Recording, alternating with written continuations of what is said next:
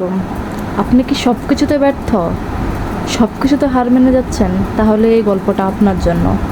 দুটো ব্যাঙ একটা দুধের পাত্রে পড়ে গেল। তারা সেই পাত্র থেকে বের হবার প্রাণপণ চেষ্টা করলো, কিন্তু কিছুতেই উঠতে পারলো না। একটা ব্যাঙ আশা ছেড়ে দিল। সে বলল, বন্ধু, আর বৃথা চেষ্টা করে লাভ নেই। পাত্রের গভীরতা অনেক বেশি, শক্ত কোনো কিছুই এখানে নেই যে তার উপরে ভর দিয়ে লাভ দেব। আমরা কতক্ষণ আর সাঁতার কেটে বেঁচে থাকতে পারবো? আমাদের মৃত্যু অনিবার্য। বিদায় বন্ধু। এই বলে সে সাঁতার কাটা বন্ধ করে দিল এবং দুধের মধ্যে ডুবে মারা গেল।